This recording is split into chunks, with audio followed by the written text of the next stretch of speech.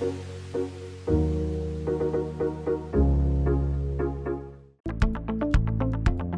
suis M. Florian Alain, agriculteur à la marche, marié, 2 enfants, 2 filles. Je suis arrivé à l'UPLV en 1974, au moment de la création. J'étais Barlier président. J'ai pris la suite en 1983 jusqu'au 3 mars 1999. C'était la bagarre, c'était la signature de contrat qui était très très laborieux. Ça a été une période où les industriels ont compris qu'on ne voulait pas leur prendre le relais, malgré qu'on a fait des actions pour obtenir les contrats. Il fallait faire des actions assez ponctuelles, mais assez dures, telles que la guerre du lait, vider des citernes de lait, mais bon, ça c'est syndical. Et si bien qu'on a quand même réussi à avoir 110 millions de litres sous contrat à une époque. Par contre, certaines laiteries ont toujours traîné les pieds, telles que la laiterie de Xertini, qui était contre l'UPLV, mais plus que contre. Et du coup, que ça a été racheté par Lactalis. Ça a été encore pire, puisque Lactalis ne veut traiter avec personne. Par contre, on a fait une chose il y a longtemps. On a récupéré de l'argent de laiteries qui avaient fermé les portes et qui avaient laissé les producteurs au bord de la route, avec des ardoises conséquentes. On a récupéré beaucoup, je dis bien beaucoup d'argent pour payer ces gens-là. On n'a pas laissé que lorsqu'on a repris la coopérative de la région de Châtenois, qui était Maillard à l'époque président, je me suis engagé devant 100 personnes à payer ce qui leur était dû. Ça a été fait sur 5 ans, mais ça a été fait. D'autres choses, on a eu aussi des gens qui voulaient, enfin un laitier qui ne voulait plus collecter. On a, avec le père à Bernard Voirin, on avait acheté un camion qui n'a jamais servi. Mais dès qu'ils ont su qu'on avait acheté un camion, le lendemain, il revenait sur sa décision et il ramassait. Oui, une chose qu'on a fait aussi pour les producteurs vosgiens, c'est que tous les laitiers payaient après le 15 du mois. Et les agriculteurs avaient leur emprunt à échéance le 15 du mois. Et chaque fois, il manquait 4 jours, 5 jours, 6 jours pour certains, donc ils étaient pénalisés. Ça, on avait ramené la paye au 15 du mois pour toutes les Vosges. Et ça, c'était une bagarre qu'on avait fait. C'était quelque chose de bien. Une chose qu'on avait aussi négociée, c'est les 10 centimes. Les 10 centimes ont été indexés. Ça a été 10%. Et après, c'est passé à 20. Et 20%, quand le prix du lait augmente, même pas beaucoup, ça fait toujours une petite augmentation. Et sur 110 millions de litres, ça représente une somme. Et une chose qu'on avait négociée, c'était un forfait par producteur. Et ça, c'était annuellement, avec des conditions qu'on remboursait le contrôle machinatoire, qu'on aidait les agriculteurs à faire de la qualité. Voilà. On a fait des prêts aussi, des prêts tank à lait, des prêts aménagement de ferme, d'accès aux tanks. On a fait des prêts aux jeunes, à quelques jeunes, alors ça c'était pour moderniser l'installation laitière. Donc on a mis en place des actions qui ont été payantes, telles que insémination avancée pour avoir du lait en hiver, amélioration du taux protéique, incitation au contrôle laitier, contrôle machinatoire, et tout ça a été mis en place avec des contrats et avec de l'argent au bout, si bien que l'UPLV a quand même réussi à avoir un trésor pas négligeable. Par contre, on a eu aussi des tas d'interventions dans les départements voisins, tels que la Haute-Saône, tels que la Meurthe-et-Moselle, tels que la Meuse. Bon, la bagarre qu'il y avait eu entre l'UPLV et les industriels, c'est qu'ils sentaient qu'on allait leur prendre la collecte. Donc, tant qu'ils n'ont pas eu presque la certitude qu'on n'était pas prêt à prendre la collecte, et puis qu'il fallait quand même quelques bons rapports avec les industries privées, parce qu'il y avait quand même des sérieux problèmes. Une autre chose aussi, qui a été tout en fin de mandat, c'est qu'on a essayé de sauver la SIC. Et on a avancé. Je parle en centimes, 70 millions de centimes. l'ULV autant et le centre d'insémination autant. On pensait que ça allait faire un bien phénoménal pour redémarrer, puisque plusieurs organismes qui s'étaient avancés pour financer ont reculé au moment de payer. Mais malheureusement, ce qu'on a donné, ça a été un trou sans fond. Il y avait des impayés qu'on ne nous avait pas révélés, si bien qu'il y a eu le dépôt de bilan. Après avoir fait maintes réunions pour décrocher un contrat, on arrivait à la fin de l'année et on n'avait plus de contrat. Et le 31 décembre, il y avait une réunion de dernière chance. C'était au Cheval Blanc. Voirin, Barlier et moi-même, on y était. Et il était déjà 16 heures et il n'y avait toujours rien. Et on sentait bien que l'usure voulait que, tôt ou tard, les paysans partiraient. C'était sans compter sur la persévérance des 3 personnes-là. Il était 20 heures, il n'y avait toujours rien de signé.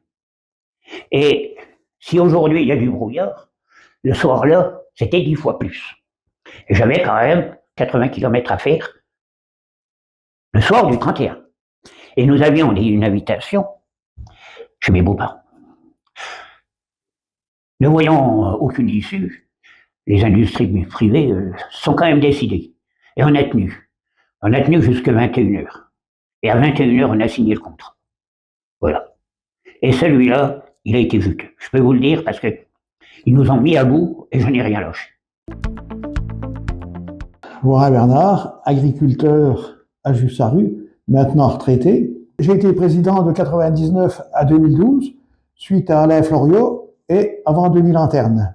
Après Floriot, les contrats, c'était compliqué de son temps. Ça n'a guère été mieux avec moi. Avec Lactalis, nous n'avons jamais eu de contrat. Nous avons gardé des contrats avec Bongrain, avec Tribala, et aussi avec l'Hermitage au moment-là, parce que nous étions toujours avec la coopérative de l'Hermitage. Nous avons travaillé avec l'Hermitage, nous avons pris beaucoup de parts sociales au sein de l'Hermitage, parce que moi j'étais parti d'un principe, en mettant de l'argent en Hermitage, ça leur permettait d'aller à la banque, ça leur faisait du capital, et d'avoir des emprunts plus facilement, et de mieux rémunérer les agriculteurs. Et comme on avait des confronts sur Bugnéville, la coopérative UPLV avec un confront avec Bugnéville, ça nous permettait d'avoir une meilleure revalorisation du lait pour tous les producteurs vosgiens. Pendant mon mandat, on a fusionné avec la coopérative de Dompère et LR pour avoir plus de force. Et ça s'est déroulé toute la même année. Et ils sont rentrés à l'UPLV et on avait recréé 2 sections, une section à Dompère et une section à Élé. Et par contre, il y avait la laiterie de Ville-sur-Yon, chez Leclerc, il y avait des clients Leclerc aussi qu'on avait à l'UPLV. Et au moment-là, Leclerc a redonné ses clients à Savencia, Bongrain. Et on avait l'Hermitage et aller prospecter tous ces clients-là pour qu'ils rentrent directement à l'Hermitage. Et aucun de ces clients n'a voulu rentrer à l'Hermitage parce que Bongrain a donné 2 centimes de plus sur un an. Que l'année-là, qui sont rentrés. Et après, Bongrain n'ayant plus donné les 2 centimes, les adhérents venaient me trouver, qu'est-ce qu'on peut faire? Ben, je dis aujourd'hui, vous touchez les intérêts de ce que vous avez gagné, les 2 centimes. Vous auriez été à l'Hermitage, vous auriez quand même un peu mieux. Mais bon, c'est comme ça, quoi, c'est tout. Le problème, c'est qu'aujourd'hui, faut pas voir demain seulement, faut voir après-demain. Et ça, faut voir à longue échéance. Hein. On a été obligé de repasser en coopérative de service et non coopérative de vente pour signer des contrats avec Lactalis, Bongrain au moment-là, et Tribala. Mais pour finir, Lactalis n'a jamais signé de contrat. Il n'a pas voulu. Et on avait des contrats qui nous permettaient d'avoir certains avantages. C'était pas énorme, mais on avait surtout un confront avec Bugnéville.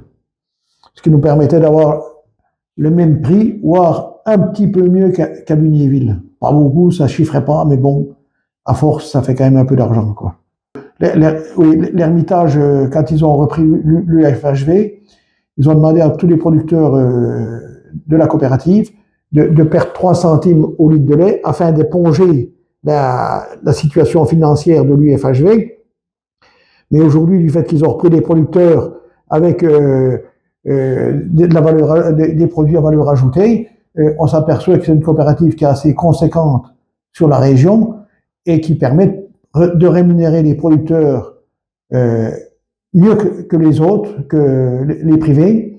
Et en plus, l'Hermitage, c'est quand même une des 3 meilleures coopératives de France, question de payer les producteurs. J'ai toujours dit une chose, c'est que tout le lait, dans toutes les fermes produisaient du lait, il était, quand ils voulaient, il était toujours ramassé et toujours payé. Peut-être pas cher, mais il était toujours payé quand même. Ça, c'est important aussi. Hein. On ne s'est jamais retrouvé avec un bidon de 20 litres sur le bord de la route parce que l'industriel n'en avait pas besoin. Hein. Alors qu'aujourd'hui, on se rend compte quand même que Lactalis va laisser les producteurs sur la route, sur le bord de la route.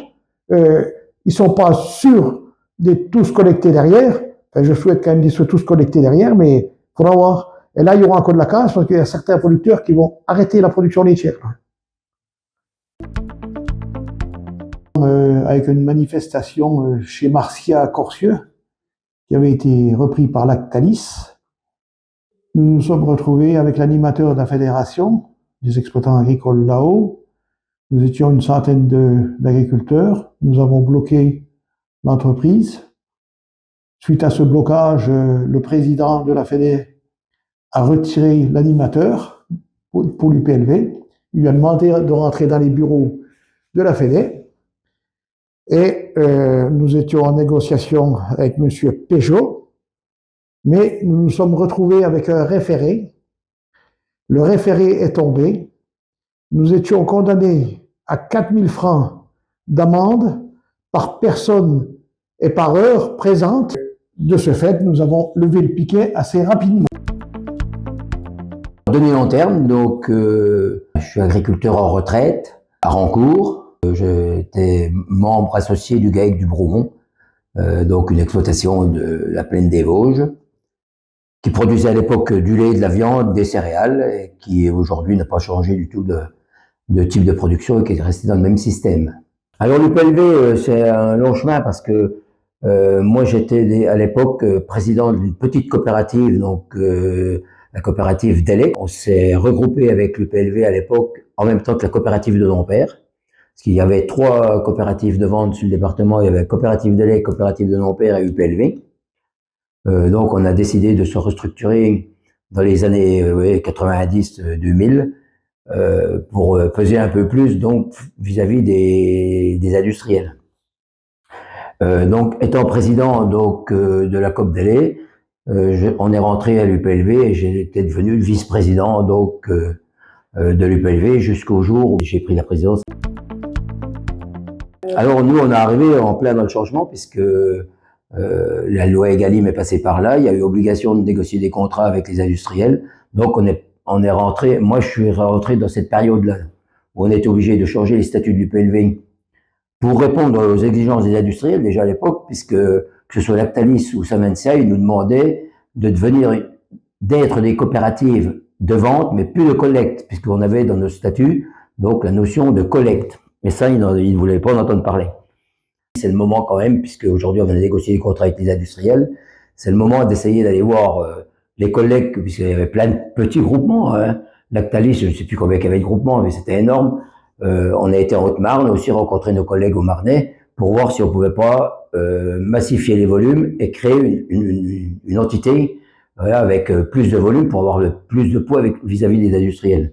Bon, on a fait beaucoup de déplacements, on a été voir beaucoup de producteurs, mais comme d'habitude, donc tout le monde se trouve bien dans ces conditions. Ça fait partie du jeu des industriels que de diviser les producteurs, quoi. Autant nous on a essayé de massifier, autant eux essayaient de diviser. Donc ils expliquaient à tout président de groupement que du toute façon les avantages qu'ils avaient jusque-là ils les perdaient s'ils venaient dans un groupement comme le PLV, voilà. Donc, et on n'a pas réussi à fédérer les producteurs autour d'un projet plus global.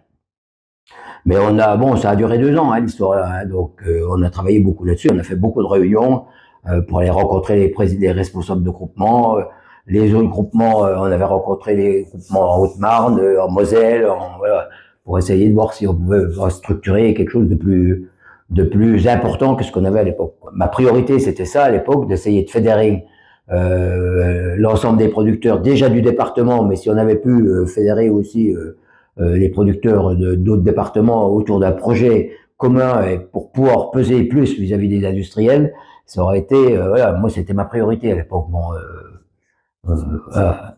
Même aujourd'hui avec Lactalis, on voit bien comment on a abouti, puisque à la limite, il n'y a plus de producteurs Lactalis à l'UPLV, quoi, très peu. Donc, ils ont un pouvoir quand même qui est très important sur les producteurs, quoi. Donc, je pense qu'aujourd'hui, il y a des moments opportuns. Quand ils nous ont fait changer les statuts de l'UPLV pour devenir COP de vente uniquement et plus de collecte, on n'avait pas de moyens de pression pour résister à ça, puisque bon, il y avait quand même beaucoup de laissus de marché. Les industriels étaient, voilà, ils en avaient bien assez. Donc, c'est la loi de l'offre et de la demande. De toute façon, ça, on voit bien aujourd'hui quand même que le nombre de producteurs diminue, que le nombre de litres de lait produits diminue aussi, même si jusqu'aujourd'hui, l'augmentation quand même des volumes a compensé la baisse des producteurs. Jusqu'aujourd'hui, de toute façon, les industriels ont sorti gagnants de toutes ces péripéties qui arrivent, puisque autant de volume de lait, moins de collecte. Donc c'est tout bénéfice pour eux. Hein. Mais aujourd'hui, on voit que tout ça change, puisqu'il y a quand même des gros volumes qui arrêtent. Voilà, la production laitière n'attire quand même beaucoup moins les jeunes générations. Je pense que on va être dans un moment opportun où on va pouvoir reprendre un petit peu de pouvoir. Quoi, voilà. Il faut saisir ces opportunités. C'est ce que j'expliquais tout à l'heure. De toute façon, à mon sens, coopérative de collecte, elle va avoir tout son sens. Il y a un modèle, moi qui m'a, bon, j'ai quand même été responsable de la Meuse, le modèle de l'ULM, pour moi, c'est le modèle parfait. Je pense qu'il est plus efficace parce que ils ont une seule coopérative d'achat de lait sur le département, ils collectent l'ensemble donc il n'y a pas des camions qui se croisent partout. Eux, ils collectent, ils rassemblent le lait et ils passent des contrats avec les industriels partout pour dispatcher le lait. Donc pour moi, c'est le bon modèle parce que vous avez des usines sur le territoire, ça vous permet de zoner la collecte par rapport à une usine. Vous allez jusqu'au bout des économies d'échelle quand c'est comme ça. Qu'aujourd'hui, on a quand même des industriels, même s'il y a des accords de collecte, des camions qui passent dans tous les villages. Hein. Donc, vous pouvez me dire que c'est quand même le bon modèle quand on parle d'économie, de bas carbone et ainsi de suite. On n'est pas quand même, on n'a pas été jusqu'au bout. Hein. Donc, Johan Barbe, donc je suis producteur de lait, moi, sur le canton de Charmes à Ubexy, sur la commune. Et donc, j'ai repris la présidence de l'UPLV en 2017, derrière Denis, qui avait fait un mandat, plusieurs mandats, j'ai envie de dire, pas courts, mais des mandats qui étaient importants dans la transition du PLV, puisque j'étais déjà au conseil d'administration avec Denis et j'avais accompagné Denis dans la transformation du UPLV qui s'était adapté à la fin des quotas et donc à une nouvelle forme contractuelle. Donc c'était un peu tout naturellement que Denis m'avait demandé de suivre derrière lui. Et surtout, à l'époque, j'étais aussi engagé donc pour les jeunes agriculteurs, j'étais président des GA des Vosges. Et c'était intéressant de pouvoir cumuler les deux, puisqu'on est avant tout producteur, mais il faut qu'on s'assure du devenir de notre production sur nos exploitations. Et l'intérêt d'avoir la présidence de l'UPLV, ça permettait de s'engager plus au sein du lait et surtout savoir comment notre lait allait être valorisé et quel prix on pouvait en obtenir. Depuis le 2017, les changements, et surtout l'arrivée des lois Egalim, donc les lois Egalim qui ont permis vraiment de cranter les OP dans le paysage laitier, ça veut dire que les organisations de producteurs telles que l'UPLV devenaient un élément central pour construire le prix du lait en marche avant. Le prix du lait en marche avant par des producteurs et on va vers le consommateur.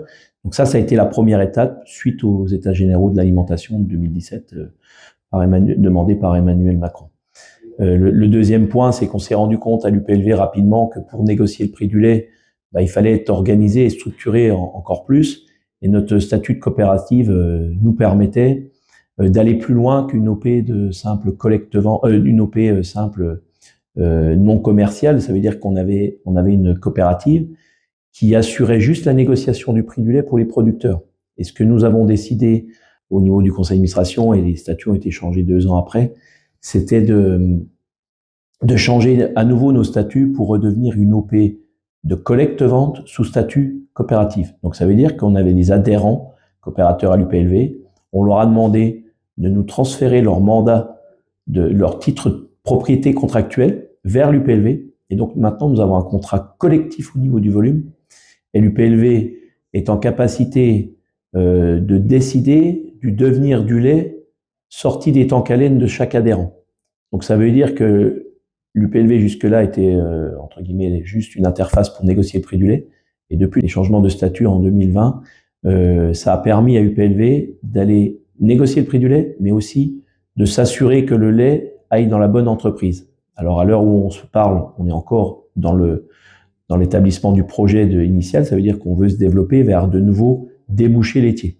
Et c'est ça qui est intéressant, c'est de dire que ces nouveaux statuts nous ont permis de décider de pouvoir aller conquérir de nouveaux marchés.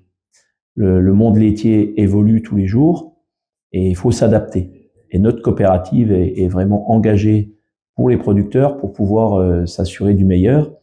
Alors on a eu une période plutôt assez tranquille où on avait plutôt besoin de lait, donc on avait une mutualisation des volumes qui assurait aux producteurs une production sans se soucier du volume contractuel individuel. Et en même temps, on cherchait toujours à avoir un meilleur prix, donc c'est pas chose facile, mais il me semble aujourd'hui qu'il est primordial que les producteurs se prennent en main sur les excédents laitiers. Les excédents laitiers, c'est quoi? C'est ce que les entreprises nous payent très mal parce qu'elles disent qu'il n'y a pas de valorisation. Donc c'est le fonds de commerce des entreprises pour faire baisser le prix du lait aux producteurs. Et ça, il nous faut absolument le travailler. Et j'ai un exemple concret, alors qui concerne pas directement UPLV, mais qui va nous concerner. C'est ce qui se passe avec l'affaire Lactalis. Lactalis aujourd'hui dit vouloir se désengager de ses propres excédents laitiers pour valoriser mieux le prix du lait à ses propres producteurs. Ce qu'on veut travailler à l'UPLV, c'est nos excédents avec chaque entreprise, donc aussi bien Seventia que Tribala, c'est de trouver des solutions pour les valoriser collectivement. Le sujet, c'est comment on trouve une solution pour valoriser des excédents laitiers qui sont souvent des laits écrémés, quoi. C'est des laits 0%, la matière grasse, tout le monde sait la valoriser. D'ailleurs, au prix où est le beurre, on n'a pas de problème. Par contre, comment on fait pour valoriser autrement qu'en poudre zéro qui rapporte pas? Donc, le projet du PLV, c'est d'aller vers du lait embouteillé, parce qu'on appelle ça du lait demi-écrémé. Donc, on arrive à récupérer la moitié de la crème. Et donc, c'est un lait où on arrive à valoriser avec des démarches locales, des démarches peut-être marques distributeurs, donc ces fameux MDD. Ce qu'on veut faire avec UPLV, c'est trouver une solution pour embouteiller le plus localement possible notre lait. Et c'est par rapport à ce projet-là, il a du mal, il est long à avancer puisque justement on trouve pas l'entreprise actuellement sur le territoire régional ou voire plus proche pour embouteiller notre lait. Donc on a des solutions en dehors de notre région Grand Est, mais au niveau du conseil d'administration, on aimerait mieux chercher encore et trouver vraiment une solution régionale, voire locale dans les Vosges, mais c'est beaucoup plus compliqué, pour s'assurer que les consommateurs comprennent bien que notre démarche des producteurs de lait des Vosges, on est sur un lait 100% Vosges, c'est clair, mais aussi sur une transformation 100% vosgienne. Et ça serait vraiment l'optimum pour aller chercher de la valeur et surtout faire comprendre aux consommateurs qu'on est là pour faire vivre des territoires, aussi bien dans l'animation des territoires par l'agriculture, mais aussi dans les territoires pour faire vivre des sites industriels. Aujourd'hui, la phase du projet, à l'heure où on se parle, on est dans une étude d'impact pour connaître la capacité de consommation. Et une fois qu'on aura établi le modèle économique précis, on pourra le mettre en route. Et à l'heure où on se parle, on a déposé une marque déjà d'un lait vosgien. Alors c'est un des projets principaux. On a d'autres projets à l'UPLV, notamment avec la branche Tribala, parce que l'entreprise est engagée, Tribala est engagée avec la marque C'est qui le patron. Donc on a une partie des producteurs qui sont aussi engagés dans une démarche C'est qui le patron sur des fromages frais. Donc toutes ces petites innovations permettent de ramener de la valeur chez les producteurs directement et de cranter tout doucement vers plus de lait payé sur le prix du lait marché intérieur. Donc ça veut dire que tout doucement avec UPLV, on gère les volumes, on a besoin de lait parce qu'on a repris des adhérents récemment. Ça aussi, c'est quand même quelque chose qui est assez fort chez UPLV, c'est que à l'heure où on se parle, on perd pas de volume, on en fait toujours plus. Mais malheureusement, on subit quand même des arrêts de collecte, mais on est compensé par des gens qui veulent venir chez nous. Donc ça veut dire que le combat du PLV est reconnu et surtout des producteurs y croient et nous rejoignent. Donc ça veut dire que le projet est compris et surtout on rassure dans l'idée de gérer les volumes collectivement, gérer les industriels collectivement, éviter qu'un industriel appuie sur un bouton ou un autre parce que le producteur se trouve tout en haut de la montagne vosgienne ou carrément excentré à l'autre bout du territoire sur Neuchâteau. Donc ça, c'est des points qui sont pour nous importants de garder cet aspect collectif dans une coopérative. Je pense que mes prédécesseurs ont subi quand même dans le paysage vosgien la peur des coopératives. Parce qu'on a eu quelques déboires sur d'autres coopératives, alors qu'elles étaient des fois laitières, mais souvent des coopératives plutôt de viande, qui ont créé quand même une méfiance de la part des agriculteurs vosgiens de s'engager dans les COP. Et d'ailleurs, le premier frein pour adhérer à l'UPLV, c'est parce qu'on est une coopérative. La coopérative fait entre guillemets peur, alors qu'elle doit rassurer. Une coopérative aujourd'hui, les statuts ont quand même beaucoup évolué. Le conseil d'administration ne peut pas décider de mettre dehors des coopérateurs. Donc, hormis s'il manque carrément au règlement intérieur, mais je veux dire, on ne peut pas décider comme ça de sortir des producteurs. Donc, on se doit toujours de s'assurer du débouché de 100% du lait de nos coopérateurs. Ça, c'est un point important. Et en revanche, on a fait évoluer les statuts pour que les coopérateurs puissent décider de sortir. Et depuis que je suis président, et même Denis l'annonçait, on n'a jamais retenu un producteur. La mobilité des producteurs pour mieux gagner sa vie ou penser qu'on est mieux ailleurs, pour nous, c'est primordial. Donc, ce qu'on fait à l'UPLV aujourd'hui, c'est qu'on réunit les conditions pour donner envie d'adhérer chez nous. C'est ça qui est important. Et c'est le travail, effectivement, de longue haleine des anciens qui, tout doucement, porte ses fruits. Et aujourd'hui, si on a inversé la donne, c'est parce qu'on a réussi à rassurer par rapport à un paysage laitier à côté qui est plutôt désorganisé et qui apporte pas assez de garanties. Je rappelle aussi qu'à UPLV, on a la particularité, c'est qu'on n'a pas beaucoup d'engagement capitalistique. Donc ça aussi, ça permet plus facilement d'adhérer, quoi.